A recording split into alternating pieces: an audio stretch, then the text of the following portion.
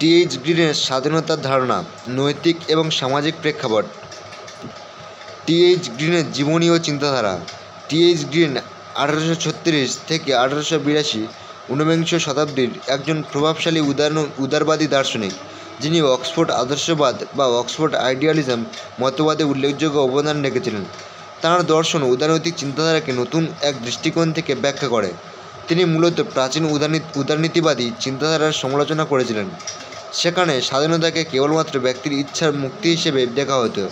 Green বিশ্বাস করতেন যে স্বাধীনতা মানে কেবল ইচ্ছা পূরণ করা নয়, বরং মঙ্গল অর্জনের একটি উপায়। তিনি ব্যক্তির নৈতিক উন্নতির উপর জোর দিয়েছিলেন এবং সমাজকে কল্যাণমুখী করতে নৈতিক নীতি ও দায়িত্বের গুরুত্ব তুলে ধরেন। তাঁর লেখা, বিশেষ করে প্রোলেগোমিনা টু ইথিক্স, নৈতিক দায়িত্বের উপর ভিত্তি করে স্বাধীনতার ধারণা ব্যাখ্যা করে, যা পরবর্তী যুগের রাজনৈতিক ও সামাজিক চিন্তাধারায় গভীর প্রভাব ফেলে। গ্রিনের স্বাধীনতার মূলনীতি। স্বাধীনতা ও ইচ্ছার সম্পর্ক। টি.এইচ. গ্রিনের স্বাধীনতার ধারণা ছিল ব্যক্তি এবং সমাজের মঙ্গলকে কেন্দ্রীয় স্থানে রেখে গঠিত। তার মতে স্বাধীনতা মানে এমন কোনো অবস্থা বা ক্ষমতা যার মাধ্যমে একজন ব্যক্তি নিজের এবং অন্যদের মঙ্গল করতে সক্ষম হন। তিনি ব্যক্তির ইচ্ছাকে স্বাধীনতার মূল উৎস বলে মনে করলেও সেই ইচ্ছার নৈতিক প্রেক্ষাপটের উপরও জোর দিয়েছেন। গ্রিনের মতে একজন ব্যক্তি তখনই প্রকৃতপক্ষে স্বাধীন হতে পারেন যখন তার ইচ্ছা এবং কাজের মধ্যে নৈতিক দায়িত্ব ও সামাজিক কল্যাণের সমন্বয় থাকে। এই নৈতিক ইচ্ছা কেবল ব্যক্তিগত সুখ নয়, বরং সমাজের সার্বিক মঙ্গল অর্জনের দিকে পরিচালিত হয়। স্বাধীনতা মানে নিজের ইচ্ছা দ্বারা পরিচালিত হওয়া নয়, বরং সমাজের উন্নতির জন্য কাজ করার মাধ্যমে নিজেদের এবং অন্যদের কল্যাণ সাধন করা।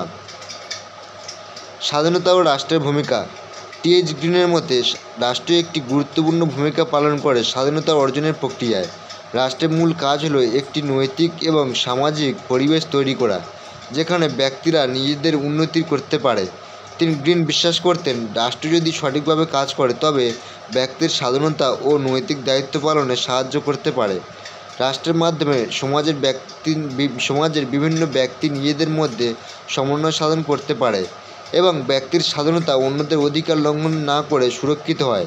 তার মতে রাষ্ট্রের উদ্দেশ্য হলো এমন আইন ও নীতিমালা তৈরি করা যা ব্যক্তির মঙ্গল এবং সমাজের উন্নয়নের সাথে সামঞ্জস্যপূর্ণ।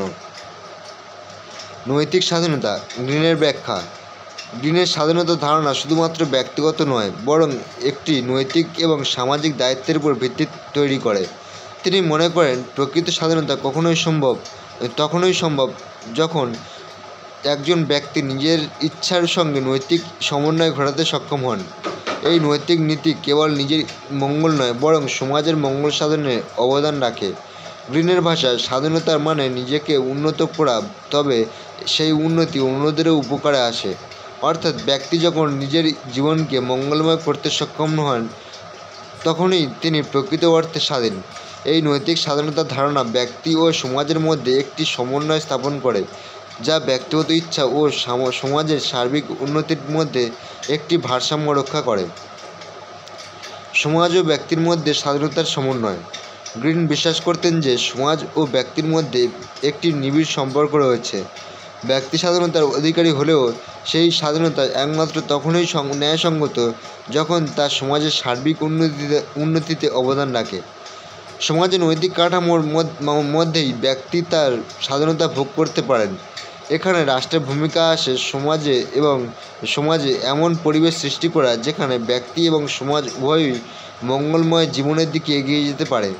গ্রিনের মতে ব্যক্তি এবং সমাজের উন্নয়নের মধ্যে কোনো বৈপরীত্য নেই, বরং তারা একে অপরের পরিপূরক। স্বাধীনতা ও সামাজিক ন্যায়বিচার।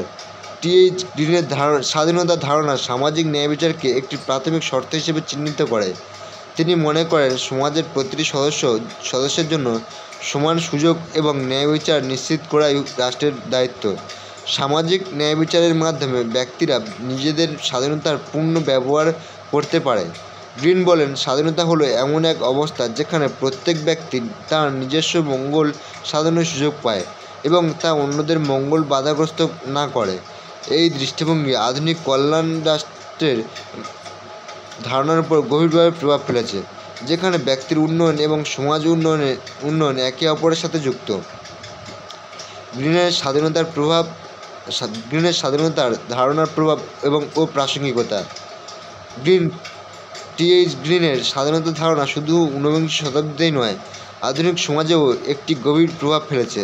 তার স্বাধীনতার ধারণা ব্যক্তি ইচ্ছা এবং সামাজিক ন্যায় বিচারের মধ্যে একটি ভারসাম্য স্থাপন করে।